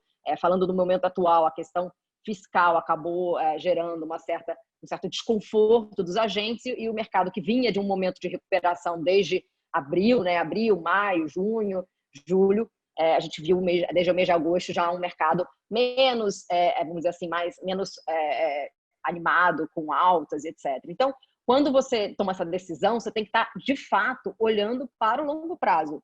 E não adianta realmente olhar naquele né, visão micro, visão de dia a dia, mês a mês, e realmente perseguir na sua expectativa de objetivo de retorno dentro de um período de, pelo menos, na Bolsa de Valores, no mínimo 6 meses, mas até 6 meses pode ser otimista, dependendo do ciclo econômico que você busca, né? E aí, eu acho que já falando do ciclo econômico, acho que isso é muito importante do investidor ter em mente, e é o que a gente usa normalmente para tomar as decisões, né? Em que momento que você vai tomar uma decisão, eventualmente, de ter uma alocação maior em ativos de risco, como renda variável, né? Etc. No momento, muito provavelmente no momento depois que você teve um período, um ciclo de muita baixa, né? De depressão econômica, né? A atividade econômica se depreciou, e aí você está num momento de talvez de retomada, né? A retomada ela nunca é óbvia, né? Você não sabe em que momento exatamente vai retomar, mas você vê alguns sinais, né? Você vê sinais que você observa de medidas econômicas, né? Atitude do governo, etc., que você pode ter anos adiante positivos e de retomada, recuperação da economia, né? Esse, de fato, é um ciclo, é o momento do ciclo mais interessante para você pegar realmente um movimento positivo de rentabilidades, obviamente na renda variável. Mas não necessariamente você vai entrar no momento certo, né? Então, e as coisas podem ou não acontecer positivamente diante daquele cenário que você traçou no primeiro momento. Então, acho que e o movimento de pessoas físicas, né, vindo para a bolsa, ele é muito positivo. De novo, ele tem que ser acompanhado das pessoas buscando um maior entendimento, né, conhecer mais, né, porque a cultura, como o Fábio colocou, a cultura ela não é de tomar risco no Brasil, historicamente por construção, enfim, porque a gente sempre trabalhou com uma taxa de juros muito alta, mas então cada investidor precisa fazer o seu dever de casa, né, de buscar mais conhecimento, ler sobre o assunto, investimentos, enfim, participar mais da sua e ser mais ativo na sua decisão de gestão de patrimônio, né, no seu próprio recurso, né? Então, acho que isso vai incentivar as pessoas a atuar de maneira mais ativa, né? Enfim, e acho que as instituições do mercado, né, os bancos, as assets, as plataformas de investimentos, elas estão dando bastante elementos para isso, né? Estão dando bastante instrumentos, ferramentas para que as pessoas físicas, de uma maneira geral, também consigam tomar suas decisões, né? Então, acho que isso tem sido positivo. Isso tem sido, o mercado tem evoluído e os agentes, de uma maneira geral, estão conseguindo, obviamente, acompanhar, suprir os investidores com essas informações necessárias, né, para tomar decisões, enfim, da maneira mais correta e perseguir sempre, né? Eu gosto sempre de falar, vou repetir, respeite o seu perfil, entenda, se conheça melhor, aproveite esse momento muito intenso de quedas que a gente teve na Bolsa recente, está fresco na cabeça de todo mundo, para conhecer o seu perfil, entender o quanto você consegue lidar com aqueles momentos mais adversos, porque pensa, a gente conversou com investidores aqui naquele momento auge, né, principalmente pessoas físicas, tá? Naquele momento mais adverso, né? A Bolsa caiu 40%, vai cair 40% no ano, né? Os investidores que tinham entrado recentemente, a decisão deles desesperada era querer sair daquele investimento, porque não aguentavam mais ver perder dinheiro, cair, né, a rentabilidade dos ativos. Só que a decisão mais errada possível seria aquela, né? Então, tentar manter a calma, ter um investimento e o tamanho da alocação de risco adequada para que você passe esses momentos mais adversos sem perder o sono e sem ter que mudar a sua alocação, porque a gente vê o que aconteceu depois nos meses seguintes, mesmo com um cenário ainda muito desafiador, né? A gente viu toda a recuperação ainda não completa da Bolsa de Valores local, né? Do Bovespa, mas uma recuperação muito expressiva nos meses seguintes, ainda com todas as adversidades. Enfim, quem tomou uma decisão de sair daquele momento doloroso, daquele investimento de risco, né? De fato, realizou um prejuízo não necessário, tá? Então, realmente, acho que avaliar bastante antes de tomar a decisão e ter realmente, tá sempre se munindo de informações para manter a cabeça com orientação correta. Guilherme, você quer acrescentar? Acho que eu tenho um pouco a acrescentar, né? Mas eu adorei a percepção da Lenice de que realmente a gente mudou, né? Acho que mudou muito o perfil do mercado brasileiro, tá? Mudou de verdade. A gente antes assim, via claramente aqui que o mercado era muito governado pelos fluxos que vinham lá de fora, tá? E é bem da verdade, não precisa nem pegar a questão de pandemia, tá? Se vocês olharem para a questão de fluxo de 2019 para cá, o investidor estrangeiro ficou fora da bolsa, né? Quem fez todo esse trabalho aqui de bolsa subir, etc, foi o local, né? Eu acho que é muito saudável que o local venha para a bolsa. Eu acho que a questão de cultura que o Fábio trouxe para a mesa, ela explica 99% de tudo que está acontecendo, né? E a gente está passando por um momento que eu acho que ele pode mesmo ser doloroso. Eu acho que muita gente vai aprender fazendo, né? O cara ele vai olhar para a renda fixa dele, né? A renda fixa dele paga 2%, muito bem. Só que a renda fixa nossa, meros mortais, não paga 2%, paga menos. E a gente ainda tem que lembrar que a gente faz sempre sociedade com o governo. Então, depois dos 2%, a gente ainda tem um imposto de renda sobre as nossas aplicações, o que efetivamente torna a nossa taxa muito inferior à inflação, né? Então, hoje em dia, eu não tenho dúvida de que a pessoa física olha para o dinheiro e fala, bom, eu tenho duas alternativas, eu vou deixar no banco, eu tenho certeza de que eu vou perder, ou vou botar para risco. E o cara vai para risco, né?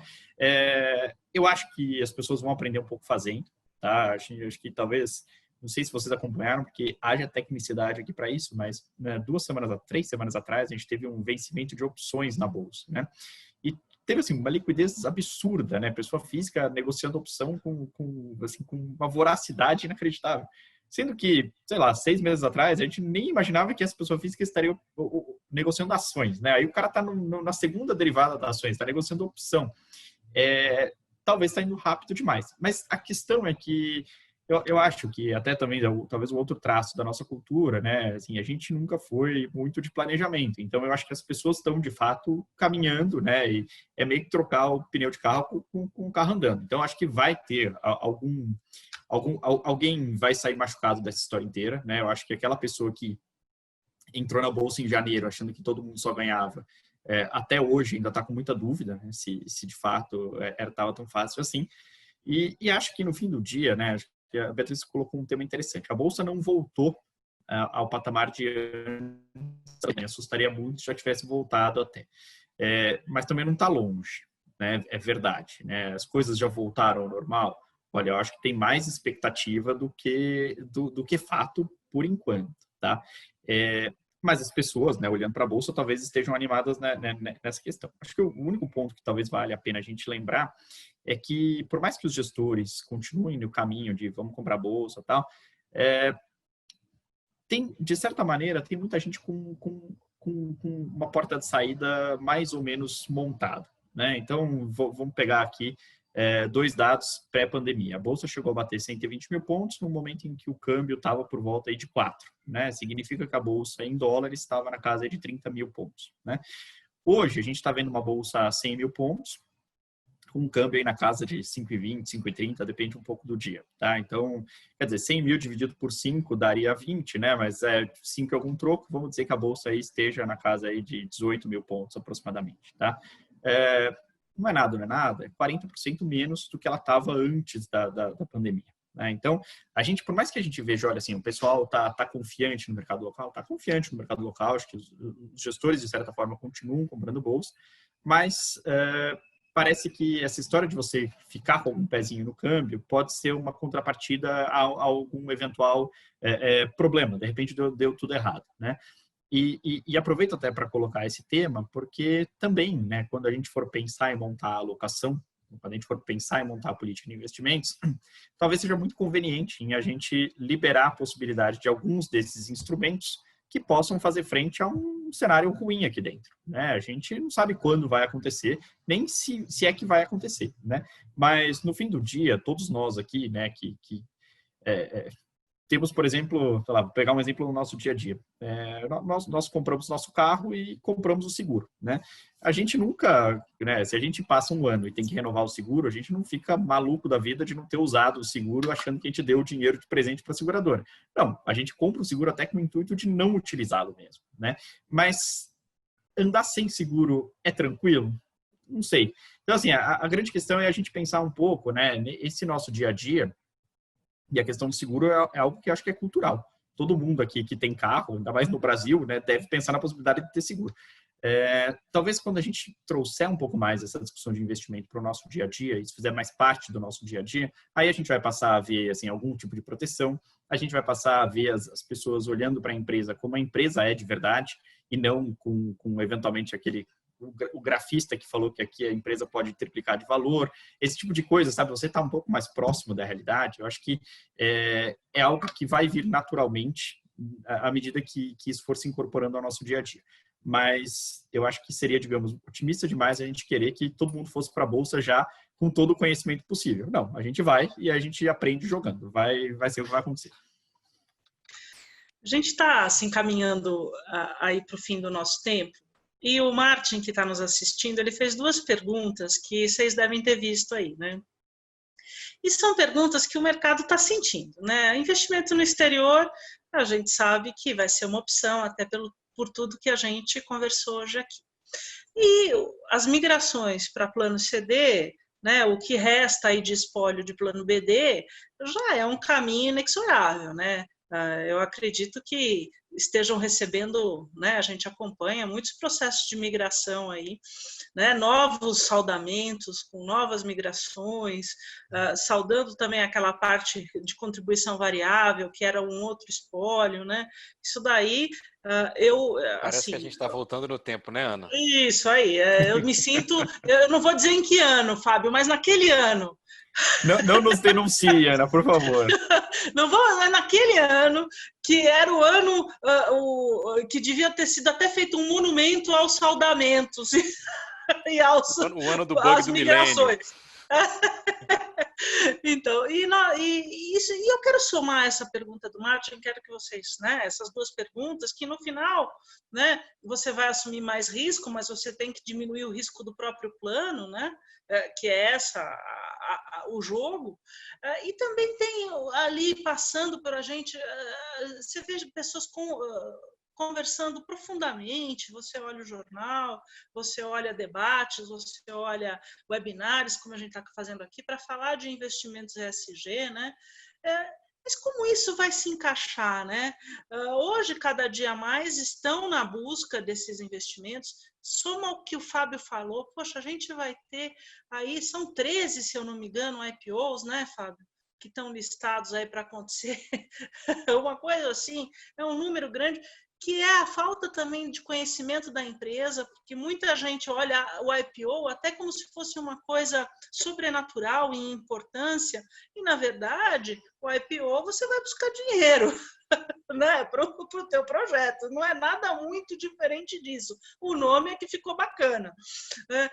Como é que a gente soma tudo isso? E, na verdade, a busca que a gente tem até dentro da Previdência Complementar, dos investimentos ESG, como que a gente vai fritar tudo isso? Então, a gente vai saldar o que tem de espólio, vai migrar os planos, vai assumir risco e ainda tem que ir na busca do ESG.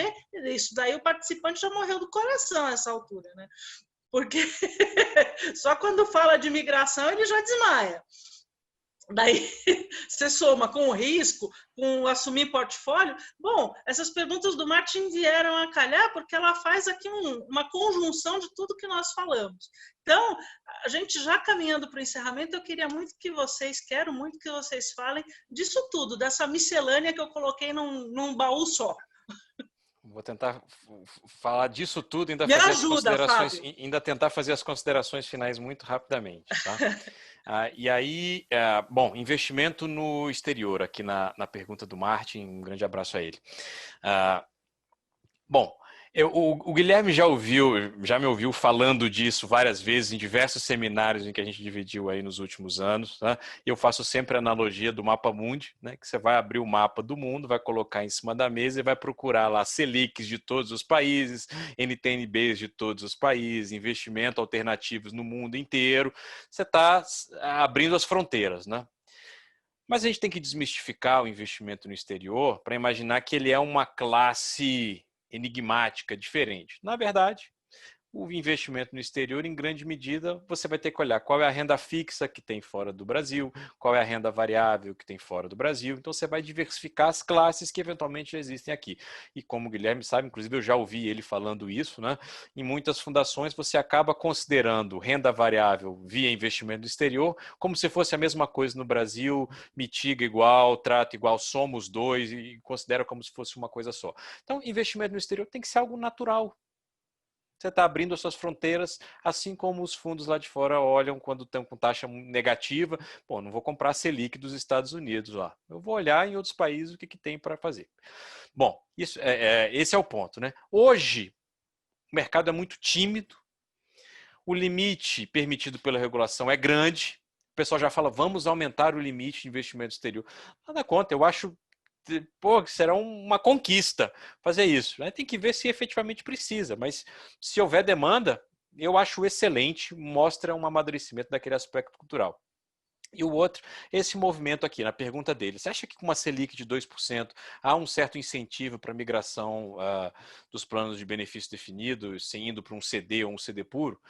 Eu acho que é uma das definições das razões pela qual você faz uma migração dessa natureza, né? Porque você pode ter ali um benefício, entre aspas, impagável. E do outro lado, você tem a pressão dos patrocinadores, quer dizer, o patrocinador que está colocando isso no balanço dele, o compromisso atorial dele, via impairment que ele está fazendo com regras internacionais de contabilidade, ele está olhando de um ano para o outro aquilo aumentando, que ele está deixando de fazer, eu uso sempre a expressão, na empresa de chinelo, agora está tendo que discutir fundo de pensão na reunião da diretoria. Né?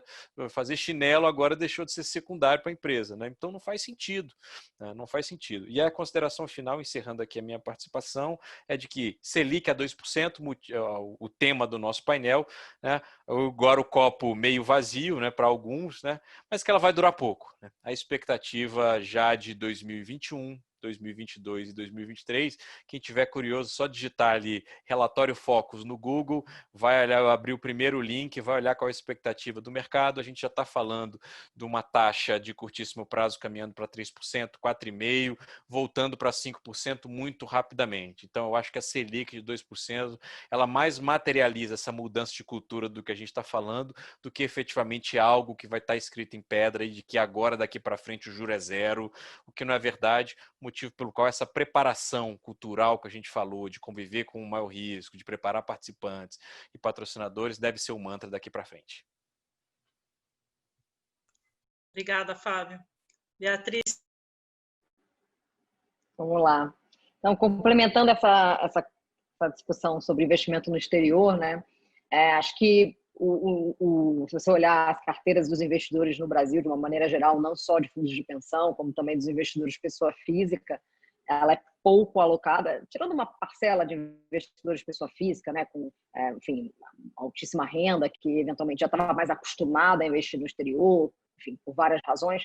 Mas quando você olha a média no Brasil, investimento exterior, uma baixa alocação em função também da questão cultural, que a gente já vem falando aqui, e também porque a gente tinha rendimentos muito altos no passado, né? Livre de risco, taxa de juros, Selic pós-fixada rendia bastante, enfim. Então, você tinha um viés que a gente chama, né, em termo em inglês, home bias, né? Você tinha um viés de só investir naquela geografia onde você tá inserido e está acostumado, né? E não ter uma diversificação geográfica para buscar, enfim, prêmios de risco diferentes, né? E alocação em países diferentes, tá? Então, acho que isso passa pelo mesmo processo cultural que a gente viveu até agora, e hoje você tem uma situação, um contexto, né, que permite e propicia muito você diversificar as alocações, buscar, né, realmente essa diversificação geográfica dentre as diversas classes de ativo, como o Fábio bem citou, né? Então você tem renda fixa lá fora, renda fixa ligada a títulos de governo, ligada a corporativo, tem ativos de high grade e high yield, né? Ou seja, ativos de crédito de melhor qualidade, de pior qualidade, de maior risco, né? Você tem a renda variável, você tem investimentos alternativos, enfim, todas as classes, aliás, em uma abundância muito maior, né? O mercado, né, principalmente o americano, é infinitamente mais desenvolvido do que o nosso. Enfim, então você tem diversos produtos, classes e uma liquidez abundante. E quando você fala especificamente de classe de renda variável, né, a renda variável lá fora, ela tem uma volatilidade muito maior, muito menor do que a renda variável Brasil, né? O Brasil, a renda variável Brasil, né, a bolsa, o Ibovespa, ela é uma bolsa que tem realmente tem um risco específico, né, um beta que a gente chama muito alto, né? Então, quando você vai para a renda variável internacional, você também vai buscar um investimento de retorno com um risco menor, né? Então, essa diversificação ela é adequada, ela tem que tá sendo pensada a partir de agora, especialmente, né, dentro dos portfólios, enfim, acho que veio para ficar. Por quanto tempo durar, claramente, acho que não por quanto tempo durar, eu acho que o tempo que a Selic vai ficar baixa, né, assim, vai depender de diversos fatores que fogem do nosso controle, né? Principalmente o que a gente falou aqui muito no começo, que enfim, acho que o pilar do fiscal, né? O pilar realmente de teto de gastos, né? Que é a nossa âncora fiscal no país hoje. Enquanto ele estiver sólido e não for alterado, acho que a expectativa dos investidores em relação à inflação de médio e longo prazo vai seguir ancorada, né? E o que vai permitir, né, a potência de juros baixos por um período maior. Tá? É claro que se as coisas fugirem desse caminho, né, dessa trajetória, né, por diversos motivos, enfim, principalmente em função de gastos elevados, um caminho de maior gastos que o governo pode decidir, né, perseguir, acho que isso sim pode ser abalado, e aí lá na frente, acho que não é à toa, como o Fábio citou, que a gente tem a curva de juros a partir do ano 2021, metade do ano 2021 em diante, bastante premiada aí, enfim, a gente tem uma curva de juros bastante inclinada ainda no Brasil, né? Mas tudo mais constante, se a gente conseguir perseguir a meta, né, de teto de gastos e mantiver a inflação ancorada, acho que os juros conseguem permanecer baixos, mas eu acho que só experimentar esse juro baixo nesse período e essa necessidade de diversificação, de buscar outras geografias para você investir, já vai talvez ficar um pouco mais presente na cabeça dos investidores, tá? Enfim, então acho que esse é o contexto, tá? Então, de novo, acho que falei já um pouquinho aqui de investimento exterior, já contextualizei com a questão da Selic baixa. Enfim, então a gente tem, hoje esse o cenário, essa foto, né? Mas daqui para frente vai depender de uma série de questões, de medidas, né? De tomadas de decisão e de trajetória do governo, né? De gastos, principalmente em relação aos gastos, né? Para que a gente permaneça com esse juro baixo por um período maior, tá bom? Eu queria mais uma vez agradecer aqui a presença, o convite, a participação de todos, a todos os meus colegas aqui do painel. Foi muito bacana. Guilherme, não esquece de falar alguma coisinha de ESG. O Fábio e a Beatriz, eles não me ligaram. Eles ceifaram a minha pergunta. Não, a gente... Tem uma consideração... Desculpa, Guilherme. À vontade. Eu acho que o ESG, acho que teve uma virada de chave tão importante esse ano aqui no Brasil, dos gestores de uma maneira geral, né? A gente está vendo esse movimento e os gestores querendo de uma maneira tão séria inserir esse processo toda a sua filosofia e processo de tomada de decisão de investimentos, né? Que eu acho que vai ser cada vez mais natural, não só um produto carimbado, mas as casas, né? As gestoras, né? Estando adequada a esse modelo e perseguindo você buscar as empresas com as melhores práticas, investir nas empresas com melhores práticas, de alguma maneira alertar para aquelas que não estão tendo melhores práticas para que elas possam se mexer, né, e de alguma maneira serem penalizadas ou não, mas se mexerem para buscar as melhores práticas. Então, acho que isso vai começar a ficar tão evidente, tão no dia a dia, que, assim, de uma maneira geral, trabalhando com os melhores gestores né, veículos de investimentos no mercado, você vai estar automaticamente inserido nesse ambiente. Tá? Fique à vontade, Guilherme. Beleza, vamos lá. Bom, depois, se o Fábio quiser voltar um pouquinho, eu assisti a uma apresentação sua, Fábio, num webinar faz, sei lá, talvez um mês, mais ou menos, sobre ESG, que eu acho que foi a Abrap promoveu. Ficou bem interessante, então se quiser depois voltar aí. Mas bom, deixa eu tentar endereçar talvez os 3 pontos, né, que a gente conversou.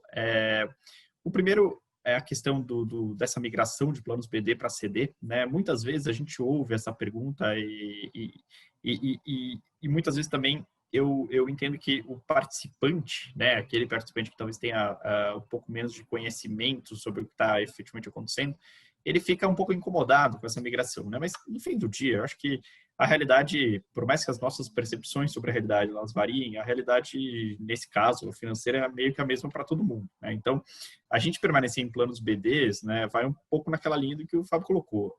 É um plano que é impagável, né? Não só a gente eventualmente vai colocar a empresa em risco, como no fim do dia, né, se a gente comprar aquela garantia de um determinado salário, de um determinado benefício, pode ser algo muito errado, né? Porque se o dinheiro acabar, no final do dia, ou se precisar equacionar alguma coisa, no final do dia o seu benefício também diminui, né? Então, eu acho que essa conta, infelizmente, essa conta no mercado financeiro é uma conta meio de soma zero, né? Você pode esticar um pouco de um lado, puxar um pouco de outro, mas a realidade, no final do dia, ela sempre vai se impor, tá?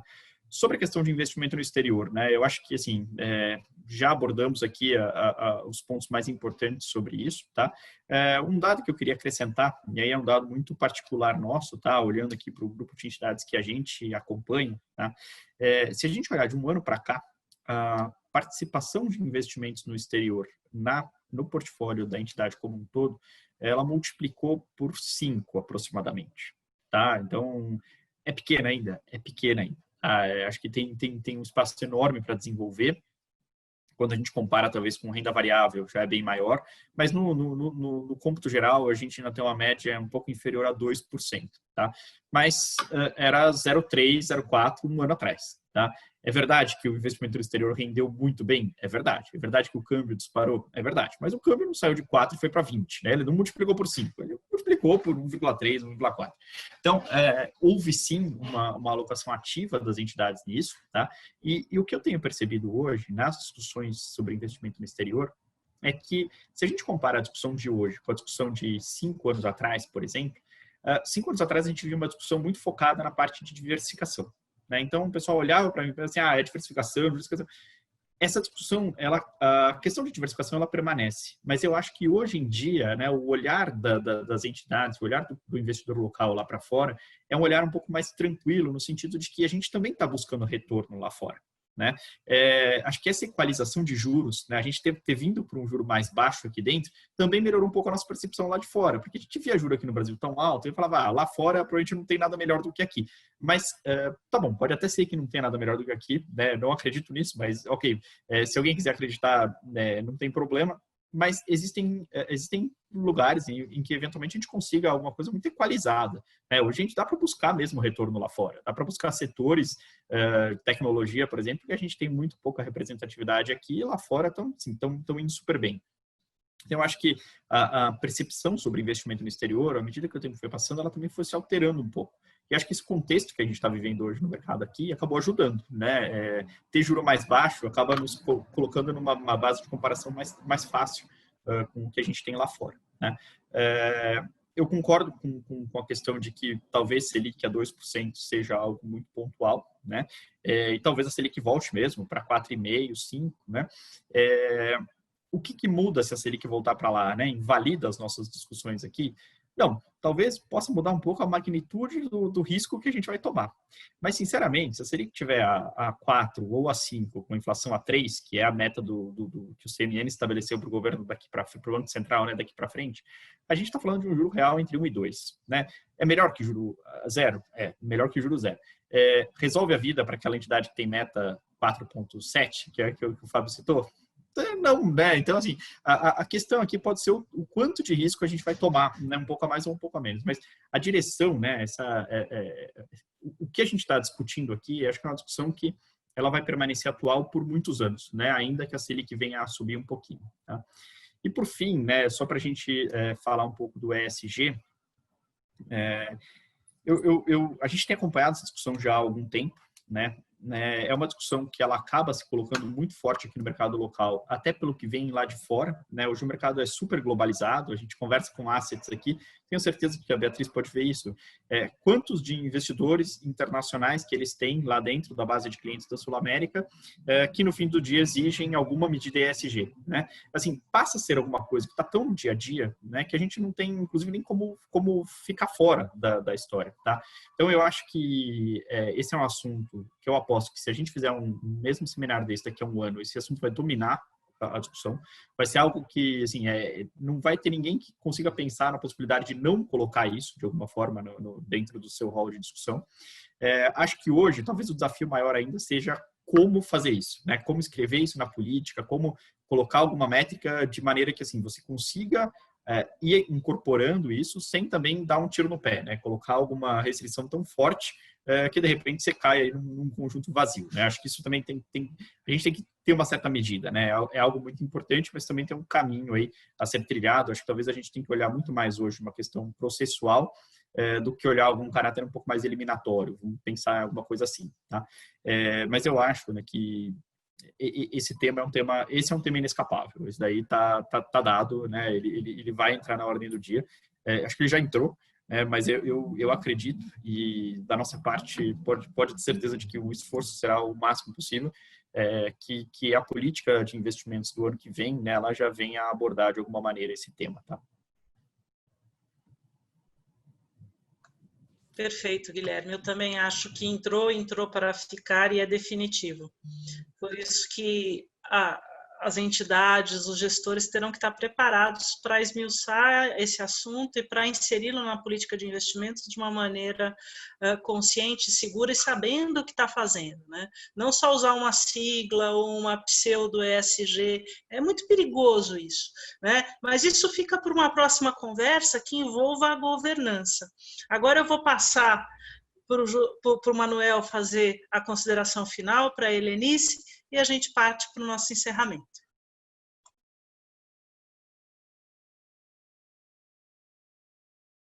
Manuel, seu microfone. Pelo menos já estávamos avisados de que isso poderia acontecer, né? Seu microfone, Manuel. Pronto. Foi um prazer enorme estar participando desse momento. Muito enriquecedor, confesso a vocês que foi muito enriquecedor. Espero que as pessoas que participaram também tenham tido essa visão e tenham acrescentado alguma coisa no seu conhecimento e na sua maneira de ver as coisas para um futuro próximo.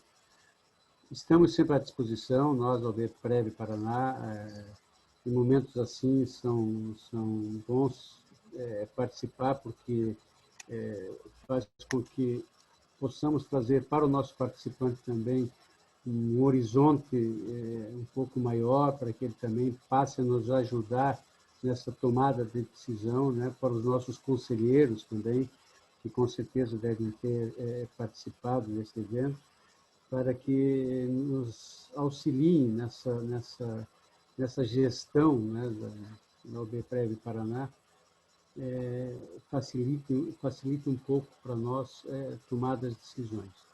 Então, obrigado, Ana, pelo convite, obrigado a todos, a Beatriz, o Fábio, o Guilherme, a Helenice, obrigado por poder estar com vocês nesse momento, e até breve.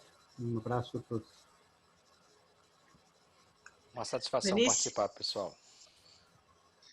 Bom, gostaria de agradecer o convite da Ana, gostaria de agradecer a participação da OABPREV nesse evento, gostaria de parabenizar todos os palestrantes, porque realmente foi um evento muito enriquecedor. A gente teve uma aula aqui da Selic, até para a gente ter uma ideia de como a gente tocar a nossa entidade mesmo. Então, Ana, gostaria de agradecer, né, e parabenizar os palestrantes mesmo. Bom, nem preciso dizer que é uma alegria muito grande sempre aqui poder contar com vocês, o Fábio e o Guilherme, que são aí nossos parceiros no IPCOM, a Beatriz, espero que também passe a ser nossa parceira aqui no IPCOM. Essas conversas são muito, muito bacanas, e é sempre o que eu digo, um pouquinho de tempo que vocês cedem para a gente já faz aí muita diferença, e o tempo é muito precioso, ainda que no tempo de pandemia, né? Mas ele está cada dia mais escasso, né? Então, muito obrigada às pessoas que compartilharam com a gente essa conversa, ao Leandro e à Thaís, que fizeram tudo isso acontecer e que estão lá atrás da plaquinha do IPCOM, e mais uma vez espero vê-los em breve. Fiquem todos bem, se cuidem. Um grande abraço.